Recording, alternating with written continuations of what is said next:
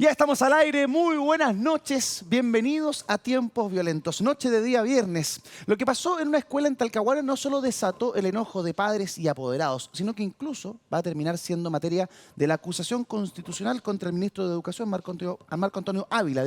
¿Por qué? Hoy se lo vamos a explicar. En otra información, finalmente fue desaforada la diputada María Luisa Cordero. ¿Por qué fue desaforada la diputada? ¿Qué significa que un parlamentario pierda el fuero? Mauricio Daza nos lo va a detallar en minutos. Y se acrecienta la crisis y movilización de Gendarmería tras el suicidio en el penal de Valparaíso de uno de sus funcionarios. Alegan abandono por parte del gobierno y además falta de preocupación por sus necesidades. Tenemos muchísimo para conversar el día de hoy junto a los diputados Ana María Gasmuri, el diputado Raúl Soto y el abogado Gonzalo Youssef. Aquí comienza Tiempos Violentos.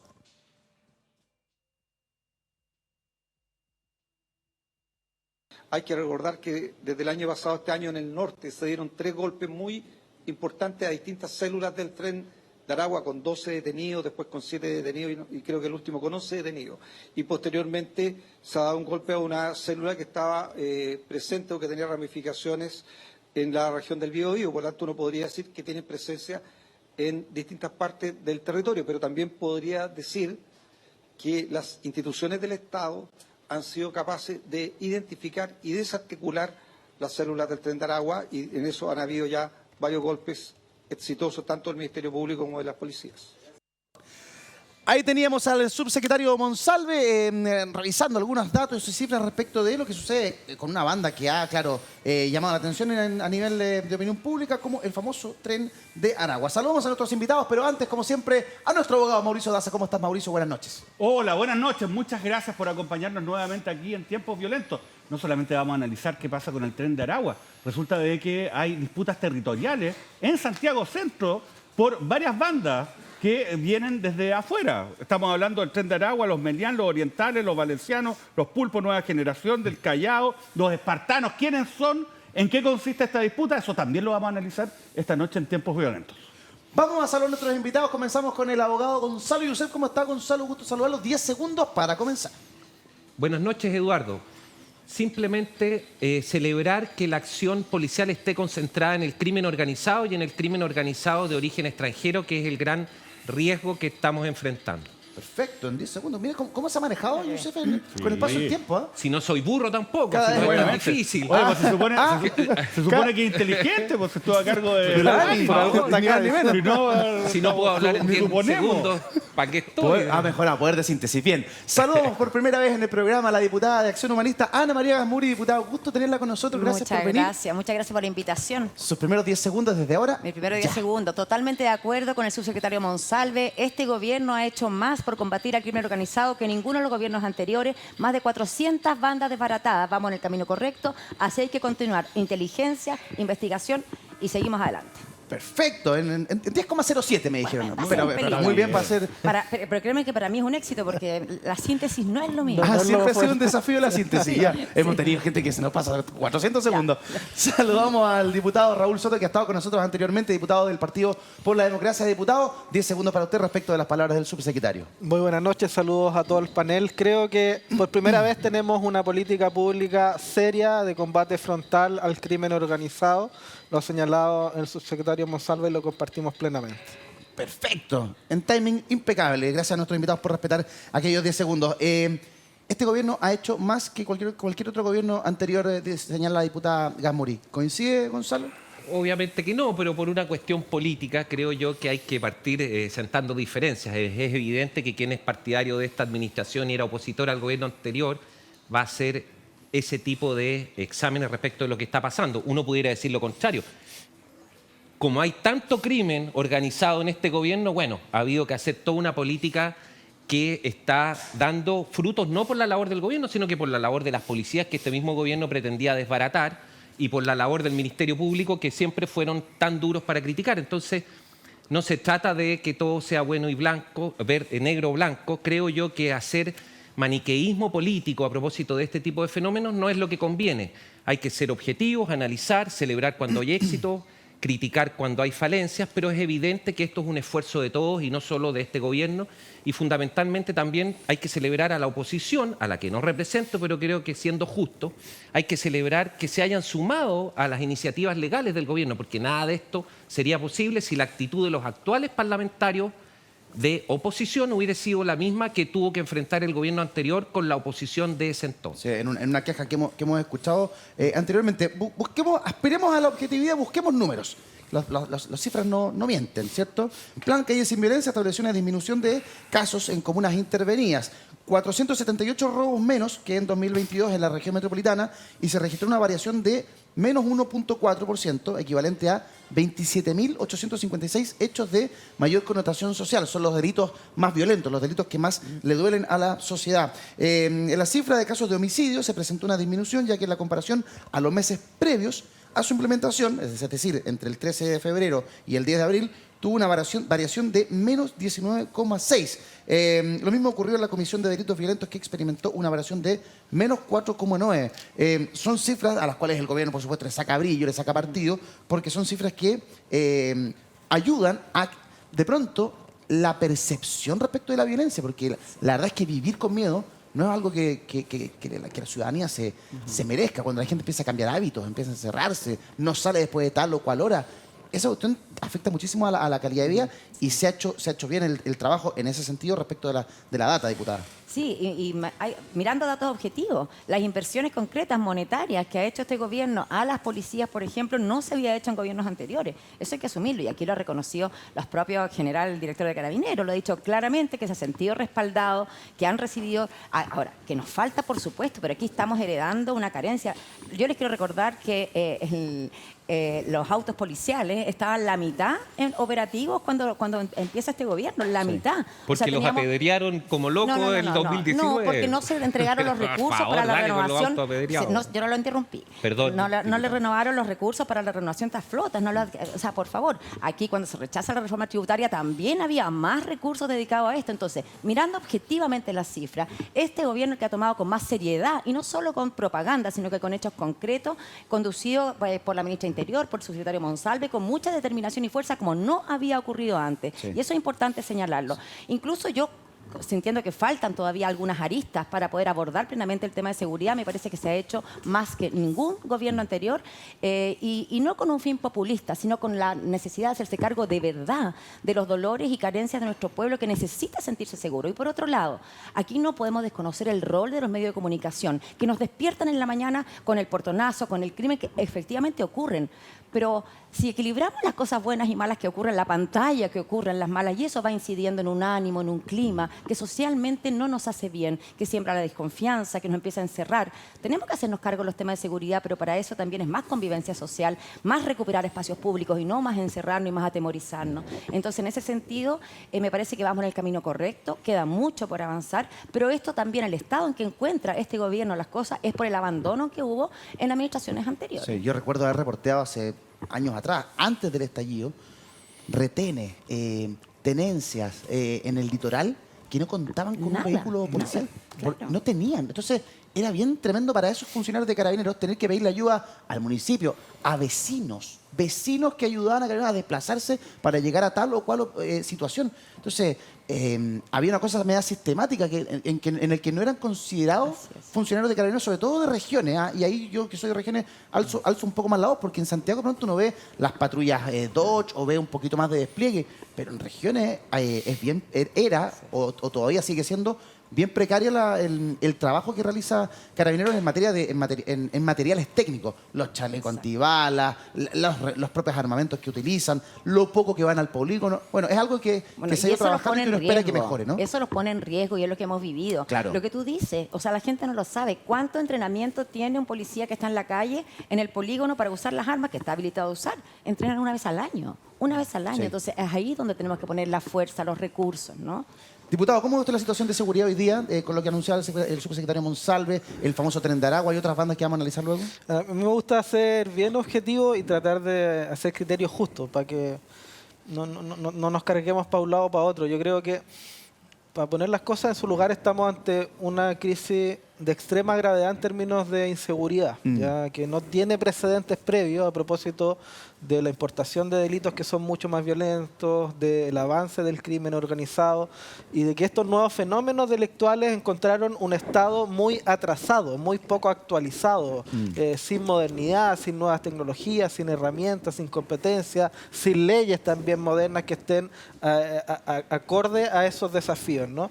Y lo que está haciendo el gobierno es enfrentar esto con decisión. Yo entiendo las críticas que algunos en oposición podían tener al comienzo del gobierno, donde incluso muchos de nosotros fuimos críticos con nuestro propio gobierno para decirle que había que tomar el timón mucho más firme en materia de seguridad y avanzar sin complejos ideológicos. Pero hoy día las críticas son absolutamente injustificadas. Hoy día estamos ante un gobierno que en materia de seguridad ha implementado por primera vez un plan nacional contra el crimen organizado, por primera vez un plan Calles sin Violencia, se está fortaleciendo desde las comunidades, desde los municipios, desde los gobiernos regionales, el quehacer en materia de prevención delictual. Se está trabajando también en un paquete de medidas legislativas priorizadas por los poderes del Estado, en conjunto el legislativo con el ejecutivo, de manera histórica también en este fast track que se ha impulsado, ¿verdad?, en conjunto con el Ministerio de Interior y las mesas de ambas cámaras, el Senado y la Cámara de Diputados. Hemos visto cómo las policías han sido apoyadas de manera concreta, ¿no? Más allá de las palabras, más allá de las declaraciones de voluntad, ¿verdad?, o de las cuñas políticas, con recursos, con elementos de protección, con facultades, con apoyo político. Lo ha dicho el propio general director de Carabineros, lo ha dicho el director de la Policía de Investigaciones. Hay que trabajar mucho también en el fortalecimiento de la Fiscalía, del Ministerio Público y en una reforma procesal penal que esté a la altura también de los tiempos y de los desafíos que estamos viviendo. Mauricio, ¿cuánto afecta en la ecuación el que cuando cambia el escenario delictual en Chile, hablemos 2015, 2016 y luego del estallido social, cuánto afecta el funcionamiento de la policía el que no estén validadas por la ciudadanía? O sea, no tienen equipamiento, pero tampoco están legitimadas. ¿Eso complica el actuar de la policía? O sea, no solamente un tema de falta de legislación en todas ellas, sino que la gente no los apoya al menos en las encuestas de opinión pública, desde el 2019 en adelante. Bueno, a ver, yo creo que las políticas públicas respecto de instituciones permanentes del Estado no pueden depender de una encuesta, ¿no? Un Estado de derecho sólido tiene que garantizar ciertas condiciones para que las instituciones en cualquier evento realicen su labor, ¿no? Lamentablemente, obviamente, ¿no? Todo lo que ocurrió a raíz del estallido fue generando una crítica, ¿no?, respecto de la institución de Carabineros, pero eso tenía una consecuencia, ¿no?, que los actores políticos tampoco estaban dispuestos a poder analizar medidas que apoyaran a esta institución que estaba siendo cuestionada. Entonces, acá la verdad es que hay que ser justo, ¿no? Se generó un consenso político más o menos reciente, ¿no?, este año, comienzo de este año, para darle una prioridad importante a la seguridad pública. Social, político y social. Política y social. Yo diría que social era de antes. Si ustedes ven las encuestas, seguridad, ¿no? El combate contra la delincuencia ha sido históricamente una de las primeras prioridades de la ciudadanía. Pero bueno, el debate político muchas veces va por otro terreno, ¿no? Pero yo celebro que acá hay un consenso y rescato lo que se ha dicho antes. Es verdad, este gobierno, ¿no?, a pesar que en su programa de gobierno no estaba contemplado esto como una prioridad, bueno, leyó la situación, ¿no? Dijo, bueno, ¿sabe qué? Somos gobierno, esto ha estallado y tenemos que hacernos cargo. Pero también, en el contexto de un gobierno que es políticamente débil, porque no tiene mayoría en las cámaras, se requiere, ¿no?, también de que se alineen las fuerzas de oposición. Y eso ha ocurrido. Y después, claro, de un ajuste, ¿no?, los primeros debates, con algunas leyes que estaban pasadas de lejos respecto de, ¿no?, el tema, entre comillas, de seguridad y el equilibrio, ¿no?, con la transparencia y los derechos de la ciudadanía. Bueno, finalmente yo siento que eso se ha ido zanjando y que hoy día hay un muy buen ambiente en el Congreso. Acá tenemos 2 parlamentarios además que pueden dar fe o no de esto, para avanzar. Y hay una agenda de 31 proyectos que son importantes, ojo, para abordar cosas que están pendientes, que son muy fundamentales. Qué bueno lo que dice el señor Monsalve, todos nos tenemos que alegrar de los éxitos, pero no son suficientes. Y como dijo Gonzalo Youssef, acá el riesgo grande que tenemos que enfrentar como Estado tiene que ver con la irrupción del crimen organizado, ¿no? Y que en el fondo, y también es una cuña que se ha dado mucho, pero es válida, ¿no? Cómo un Estado desorganizado enfrenta al crimen organizado. Entonces, tenemos que hacer que las instituciones se alineen, tenemos que generar, por ejemplo, la ley de inteligencia, todo el conjunto de proyectos que fortalecen la fiscalía. Oye, discutamos Carabineros una buena vez. Discutir Carabineros, no estar en contra de Carabineros, tratar de mantenerlo. Discutamos cómo mejorar Carabineros con Carabineros, pero también con otros actores políticos, Carabineros de todos los chilenos, no solo de los Carabineros, para poder mejorar esta institución. Hay mucho que avanzar y yo creo que por lo menos este consenso político y social que se generó este año permite mirar hacia adelante con optimismo respecto a esta parte. Eduardo. Gonzalo. Sí, quisiera un poco para seguir con este clima ecuménico, decir que efectivamente aquí hay una buena gestión del gobierno de las últimas semanas a partir de algo muy Un poquito más importante. de más de semana. Un mes, No sea vecino, no sea Un mes, vecino. un mes. Pero Tampoco. hay una cosa que es fundamental, que es el cambio de enfoque, que es tomar la seguridad y hablar en el discurso presidencial respecto de la seguridad, que era un tema que quizás por otro enfoque, otra manera de ver las cosas, no se veía como tan grave. Y también tomo lo otro que dice Mauricio respecto del crimen organizado. Ese es el riesgo, porque no nos tapemos los ojos. En estas últimas 48 horas, 72 horas, ha habido a lo menos 8 homicidios de ciudadanos extranjeros.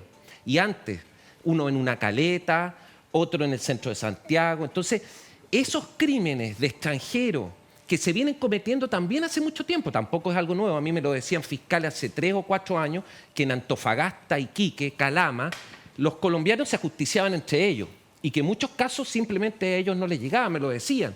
Entonces, eso ya es una realidad mucho más evidente. Y cierro con un tema que a mí me pareció de la máxima gravedad y que no lo hemos conversado, que es el desbaratamiento de un plan de fuga desde la cárcel de Calama. Había un plan de volar con unos explosivos, unos muros, y provocar una estampida con el objetivo de fugar a ciudadanos venezolanos. Rescatar, sí. El control de las cárceles por parte de las mafias extranjeras Es un tema. es muy profundo. Yo se los decía hace algún tiempo. Yo tengo clientes que han caído por mal... Yo soy abogado penalista, entonces a veces tengo clientes que por mal... no voy a decir por mala defensa, pero sí por las malas circunstancias han terminado presos. Y esas personas, si es que no tienen 150.000, 200.000, 300.000 pesos mensuales que sus familiares les pasen para pasarles a los extranjeros que controlan su pabellón, son ajusticiados, se comen un puñalazo, los violan. Sí. Entonces, esa realidad es yo creo que sin perjuicio de todo lo demás, y uno puede celebrar o no el tema, por ejemplo, de los delitos de cuello y corbata y todo, pero el crimen organizado extranjero con homicidio, sicariato, es lo grave hoy en día y es el nuevo desafío. Pero yo quiero señalar algo. Vamos a llegar al tema de las cárceles.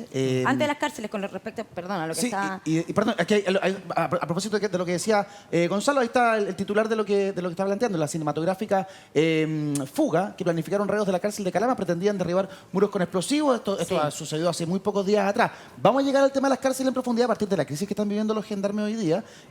Pero respecto al crimen organizado, creo yo que el gran riesgo, más allá de que, claro, efectivamente aparecen cuerpos y una cosa bien tremenda, es el riesgo de corrupción que se genera a partir del crimen organizado de las instituciones. Ahí tenemos un tema bien delicado. Yo los quiero invitar a revisar un mapa. ¿Por qué?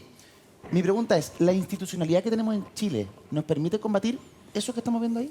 ¿Dónde operan las 8 bandas extranjeras aquí en Santiago en particular? Es un mapa que es un insumo que traía el diario La Tercera hace algunos días atrás, y Mauricio hacía el detalle de quiénes eran las bandas.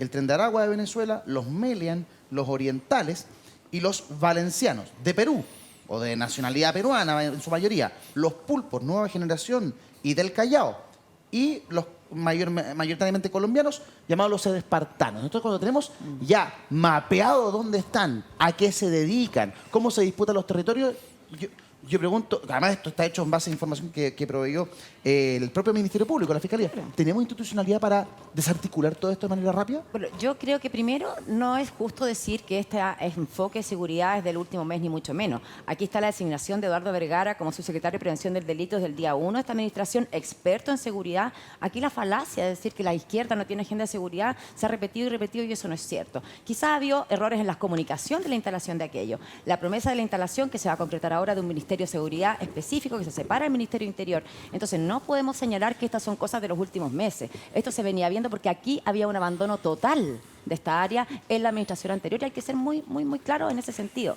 Y hoy día sí, se está avanzando en inteligencia y por eso tenemos esos resultados, ¿no? Por eso vamos avanzando. Pero cuando vemos este crimen organizado, este mercado negro, este tremendo mercado negro, yo quiero decir, y aquí también podemos revisar lo que piensan varios expertos de diferentes ámbitos, tanto de izquierda como de derecha, que mientras no estemos decididos a disputar ese mercado con toda la fuerza, es decir, arrebatarles el mercado que hoy día es el que les inyecta todos esos recursos económicos a las mafias, al crimen organizado, nuestro éxito no va a ser completo. Quiero recordar una cifra solamente. Las chilenas y chilenos inyectan al crimen organizado en las 3 principales sustancias de uso, ¿cierto?, ilícito, entre comillas, que es pasta base, cocaína y marihuana, más de $1 millón diarios al crimen organizado. Entonces, después nos extrañamos del poder de fuego de estas bandas. Claro. Entender que si aquí existe una demanda, va a existir un mercado. La pregunta es, ¿quién lo va a satisfacer? ¿El crimen organizado o el Estado? Mi respuesta es que el Estado es quien debe regular aquello. Esto no es la solución y que cuando esto ocurra se acaba el crimen organizado, pero sí le empiezas a quitar su fuente de ingreso más potente. El 80%, por ejemplo, es por marihuana, de ese $1 millón diarios que se inyecta al crimen organizado. No lo digo yo, lo dice Francisco Acuncilla y Álvaro Briones. Entonces esto también se mira desde todo el espectro político. Sí. Si no le ponemos el cascabel al gato y no avanzamos en un plan de regulación justamente para disputar este mercado, nunca vamos a poder avanzar en un éxito concreto en este sentido. Sí, varias cosas. Primero, el tema del crimen organizado y todas estas bandas mexicanas, peruanas, venezolanas, colombianas, incluso brasileñas que están llegando, están muy ligadas al problema de una crisis que es adyacente a la de seguridad propiamente tal, pero que están conectadas, que es la crisis de migración irregular, ¿no?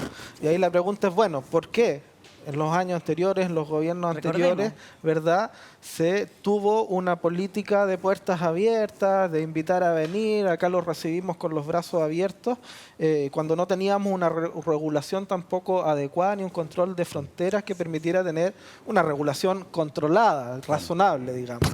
Y lamentablemente eso se fue escapando de las manos y se heredó una situación que estaba ya descontrolada y de la cual se está haciendo cargo. O sea, no fue el presidente Piñera, fue el presidente Boric el que tomó la decisión de llevar a los militares a la macrozona norte para resguardar nuestras fronteras, lo que ha permitido disminuir en un 50% los ingresos irregulares. Ahora, ante tu pregunta, Eduardo, ¿está preparada nuestra legislación, el Estado chileno para enfrentar este crimen organizado? Obviamente que no, lo dijo Mauricio, ¿no? El crimen organizado que tiene coordinación, que tiene tecnología, que tiene armamento, que tiene muchos recursos, encontró un Estado desactualizado, un Estado que no estaba preparado, pero que se está poniendo al día. Cuando hablamos de un plan contra el crimen organizado, un plan nacional, hay 17 instituciones del Estado, 17 sentadas en una mesa, trabajando día a día para desbaratar estas bandas, para tener información de inteligencia, para coordinar a todos los estamentos del Estado, para hacer propuestas de política pública y de nuevas legislaciones. Está la ley antinarco, ¿verdad?, que hoy día es una realidad y que no teníamos anteriormente, que lamentablemente se demoró en aplicarse porque la oposición la llevó al Tribunal Constitucional, pero hoy día es una realidad, es una herramienta que le entrega al Estado mayores facultades para perseguir no solamente desde el punto de vista del combate al crimen organizado frontal, sino que también desbaratar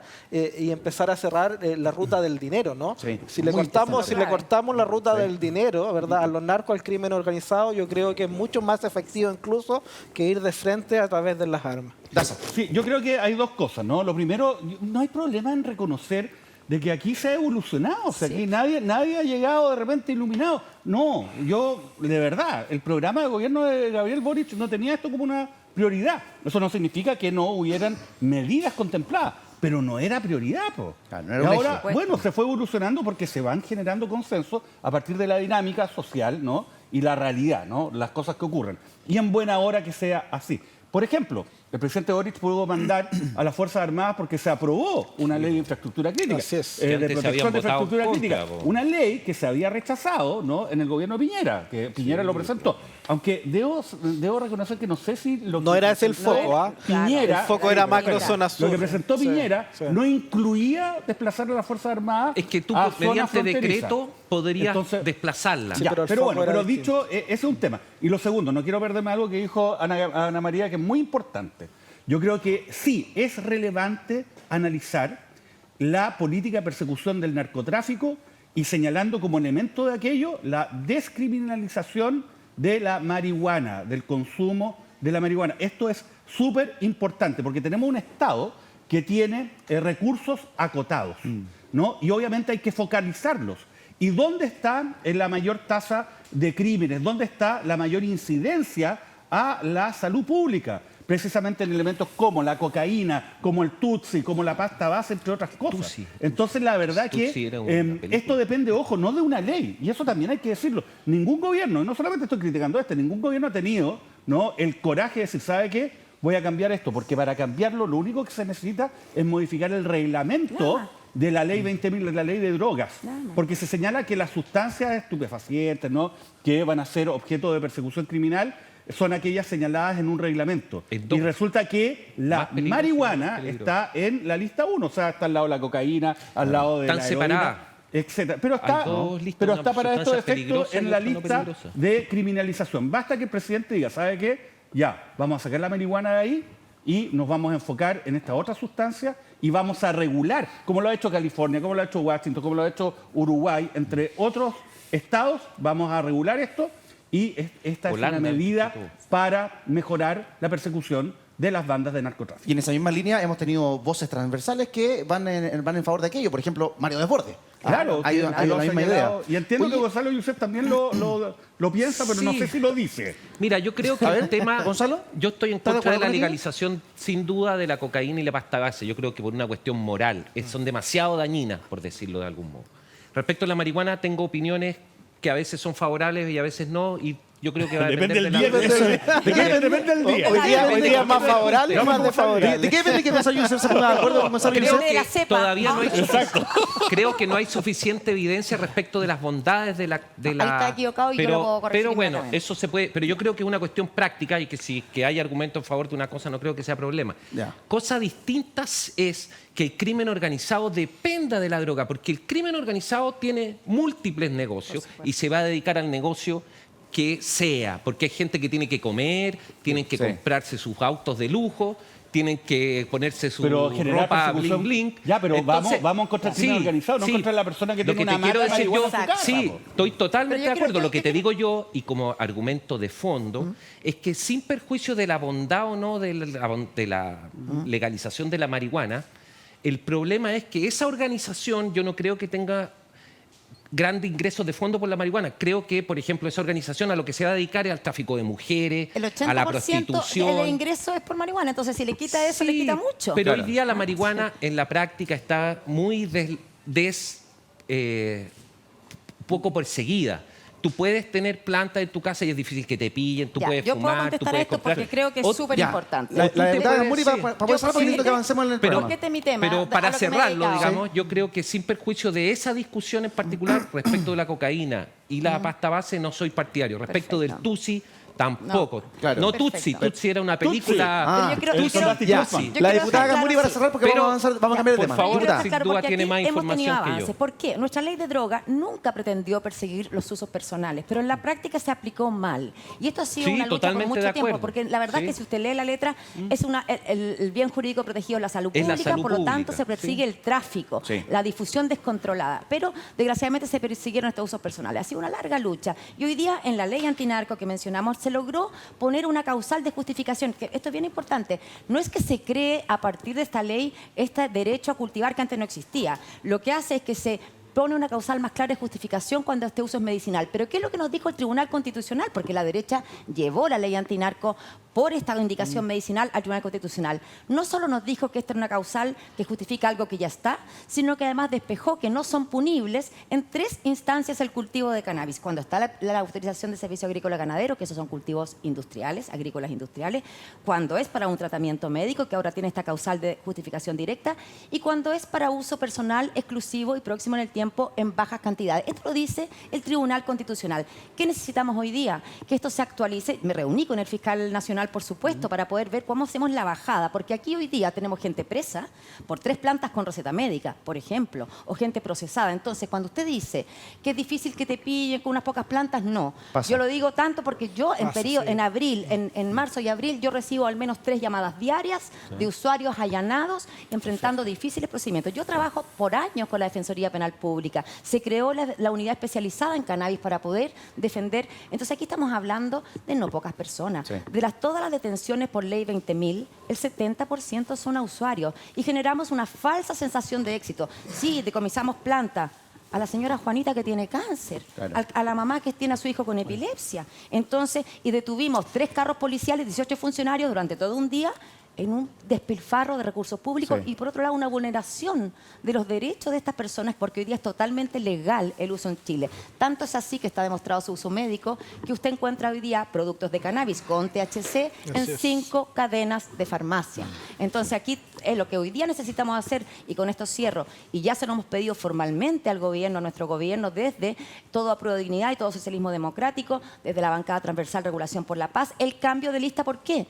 Porque se cambió la lista el año 2015, pero solo en el Código Sanitario para autorizar los fármacos en la farmacia y no se armonizó con el Claro. reglamento de la ley 20.000. Entonces, para Perfecto. perseguir y meter presos tenemos en una lista, categoría, claro. pero para la farmacia estamos en otra categoría. Exactamente. Y eso es lo que no puede pasar. Ahí de pronto hay una incongruencia que hay que subsanar. Quiero avanzar en el programa y los quiero convenció, invitar a diputado. revisar algo Y usted, que... Paula, se convenció, ¿ah? Se convenció Ahora Yusef. está- Ya, pero no le va a la a favor palabra de la- porque si no ¿Qué voy a decir? vamos a terminar ¿Qué mañana. voy a decir Oye, después de Hay su que ya, argumento? necesito... la marihuana. Necesito que avancemos, por favor, Hay que señoras saber y en la señores. vida dar las Señores, más batallas que la apropiadas, diputada, así que- la diputada ya cerró, así que Listo, por favor ya. avancemos. Los quiero invitar a revisar lo que fue algo que marcó la semana, que aconteció en Talcahuano, en una escuela.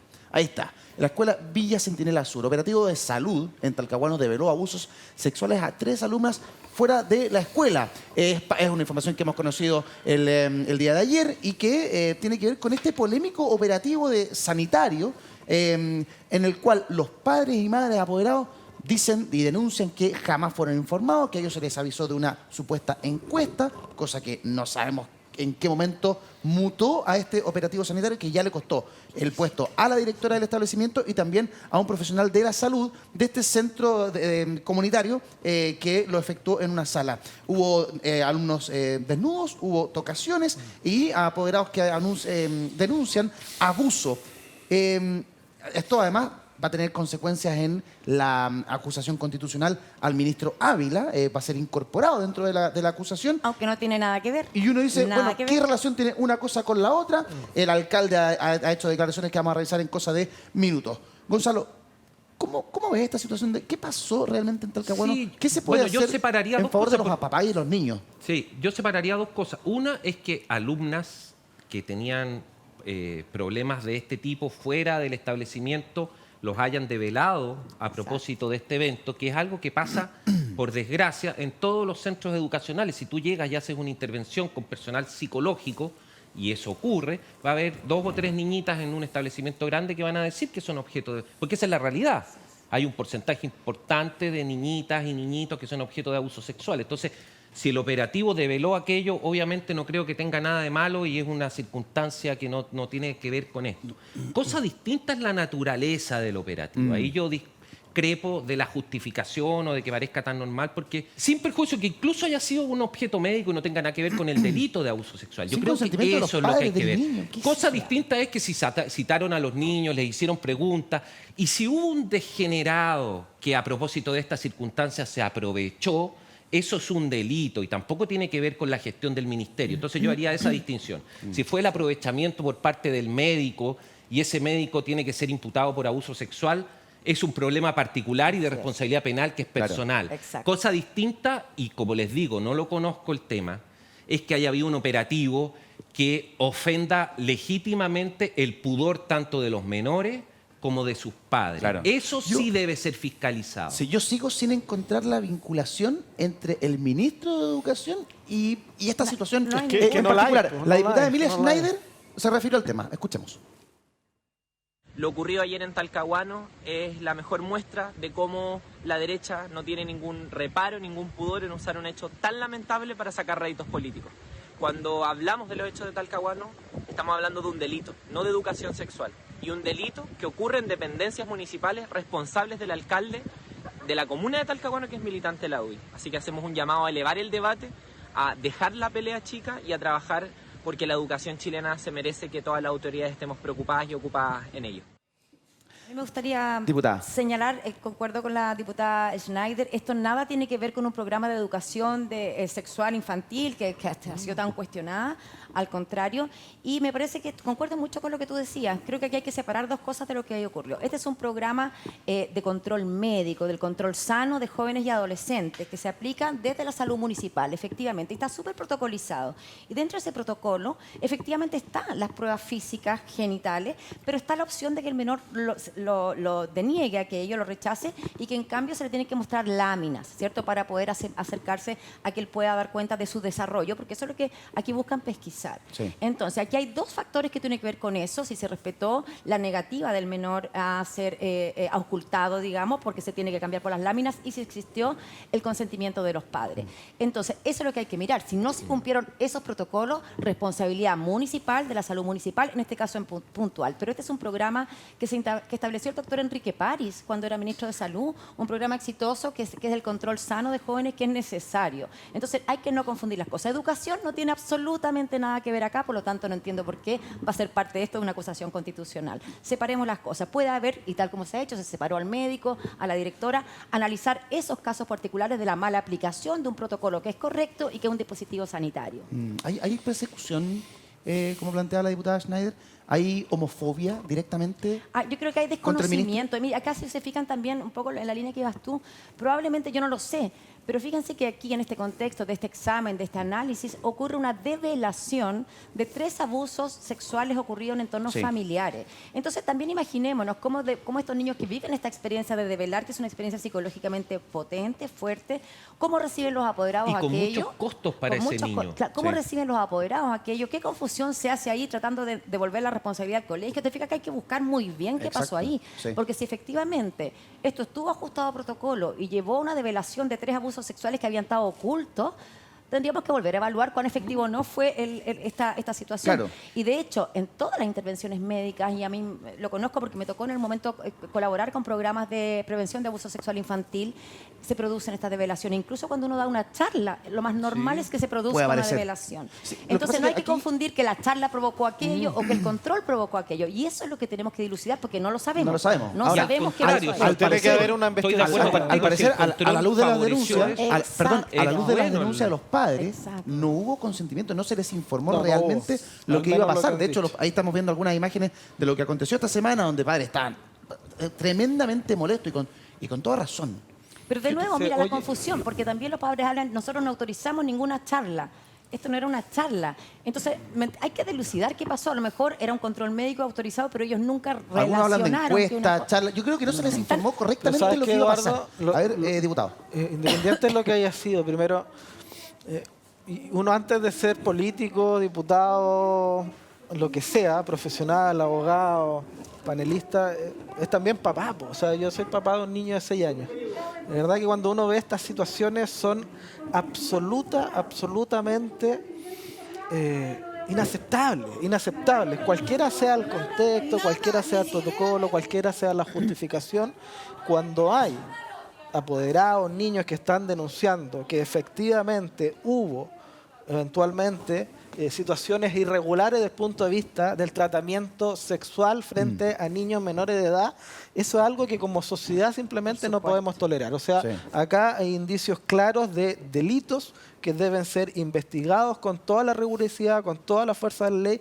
y que es necesario no politizar. Yo creo que eso no puede ser politizado ni de uno ni de otro lado. O sea, que claramente ha habido ¿verdad?, aprovechamiento político. Primero se dijo que era una charla de educación sexual que venía desde el ministerio, desde el gobierno, a propósito de otros elementos que se han tratado de instalar también en el debate público, y resultó que era completamente falso, que era un operativo médico que nada tenía que ver con el gobierno ni con el ministerio, sino que estaba, ¿verdad?, centralizado en la municipalidad a través del Centro de Salud Familiar, Exacto. el CEFAM, ¿verdad?, que fue a hacer este operativo al colegio, y lo dijo el propio alcalde. Entonces, Sí. dejemos de politizar. Una cosa es la acusación constitucional y evaluar cómo ha sido la gestión en materia de educación del ministro Ávila, y otra cosa es tratar de instalar para golpear al gobierno, ¿verdad?, que acá se está llevando adelante una política pública contra los derechos de los niños y de sus familias, Claro, ¿no? es que si En se termina materia sexual, politizando, eso es si se termina absolutamente politizando, falso. los más Entonces, perjudicados van a y ser no solo es esos falso, alumnos, eso esos es niños. malévolo. Mira, O sea, hay un dolo ahí, una intención de causar daño para sacar una pequeña ventaja política, incluso a costa del sufrimiento de niños y de sus familias. eso es Absolutamente inaceptable. Escuchamos el argumento de padres y apoderados en la discusión y luego viene Mauricio Daza. ¿Por qué hicieron eso? Hicieron tocaciones sin permiso. Sin permiso, no avisaron, no mandaron un papel, no hicieron nada. Nada. Estoy de acuerdo en algo. Todos los años esta evaluación se hace. Cuando nosotros coordinamos las fechas, lo que hacemos es que lo coordinamos con la escuela. La escuela emite un certificado que va para las casas, que es un certificado de consentimiento informado. Y ese consentimiento informado ustedes lo devuelven. A nosotros no nos llegó nada. Nada, ni siquiera es un Antes hacía por papel y a lo mejor no tenía la autorización y nosotros íbamos a notarlo. Si a nosotros nos permiten, lo que pasa es que si nos permiten acceder acá es porque nosotros... Pero te permiten acceder. Claro, ahí tenemos a la directora del establecimiento, que ya fue cesada en sus funciones, intentando articular alguna respuesta a las mamás, a los apoderados de estos niños, que argumentaban que no habían dado su consentimiento, que no se les había pedido el consentimiento para realizar esta actividad, Mauricio. Sí, bueno, yo creo que ese es el problema, ¿no? Los apoderados dan en el clavo, ¿no? El tema del conocimiento y el consentimiento. A ver, sabemos algunas cosas acerca de lo que ocurrió, ¿no? Hay un plan que se llama Control Joven Sano, que es el Programa Nacional de Salud Integral de Adolescentes y Jóvenes. Y esto se lleva a cabo, ya sea en establecimientos que son de la infraestructura de salud o ya sea en colegios, ¿ya? Se puede llevar a cabo en estos dos lugares.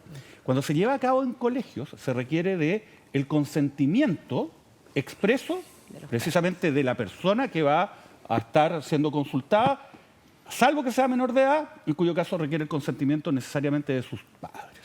Eso es lo que no habría ocurrido acá. Ahora, obviamente es un control acerca de la situación de salud y también involucra el ámbito sexual, ¿no? Desarrollo. Y el desarrollo, ¿no? Y también permite generar un espacio para que exista, por ejemplo, develación de eventuales abusos, como ocurrió en este caso. Ahora, ¿cuál es el problema de todo esto? El problema de todo esto es que acá no se dio el consentimiento. Exacto. Y esto generó, obviamente, lo que pretende prever el que se entregue el consentimiento, ¿no? Consternación por parte de los padres, que cuando escucharon a sus hijos lo que hicieron en el colegio, que dijeron, mira, nos desnudaron, nos revisaron nuestros genitales, incluso nos tocaron, señalan que incluso le exhibieron cierto material, habrá que ver de qué se trata ese material, de contenido sexual, ¿no? A estos menores. Obviamente, entonces los padres se vuelven locos. Lógico. Todos nos volveríamos locos con eso. Bueno, acá lo que falló fue la aplicación del protocolo, ¿no? Pero esto es una medida que se ejecuta desde los municipios y que tiene estos requisitos. Ahora, el problema es que, como se ha dicho acá, todo este evento grave y que se tiene que investigar porque podría ser incluso constitutivo de delito de abuso sexual, Claro. bueno, se distorsiona porque ocurre en un contexto donde se está tratando de levantar una acusación constitucional en contra del ministro de Educación por determinados protocolos, determinados programas que vienen del 2017 y que están vinculados a la educación sexual integral, ¿no? Y que incluso ha traído a la palestra algunos cuestionamientos o ya sea soterrados, ¿no?, respecto de la opción sexual del ministro. O sea, hemos llegado a ese nivel espurio de debate público. Bueno, ¿qué es lo que tiene que ocurrir acá? Obviamente, aclarar la situación. El que no se haya pedido el consentimiento es gravísimo y genera todo esto. Entonces, obviamente, que se apliquen los protocolos, que se haga una investigación real, pero que no se distorsione lo ocurrido, porque tal como lo dijo Eduardo, al final las víctimas principales de toda esta confusión son los niños y niñas que estuvieron en este procedimiento y también sus familias. Si este argumento, si este tema se incorpora en la acusación constitucional, ¿puede terminar siendo un boomerang para la oposición? ¿Puede terminar debilitando incluso la acusación constitucional O sea, que quiere levantar el diputado? claramente pierde credibilidad la acusación constitucional, pues si acá ha quedado absolutamente claro y demostrado ante la opinión pública que nada tiene que ver la gestión del ministro de Educación respecto de hechos como esos, ¿no? Que son constitutivos de delito y que tienen, ¿verdad?, un paraguas institucional distinto a nivel local, que es el municipio, que es el CEFAM, que es la dirección del colegio, el sostenedor. Por lo tanto, ahí hay un miserable intento de aprovechamiento político. Tampoco me gustaría llevarlo al otro extremo, decir, mire, acá está... No, en el sentido de una defensa del ministro con conceptos más bien personales, ¿verdad?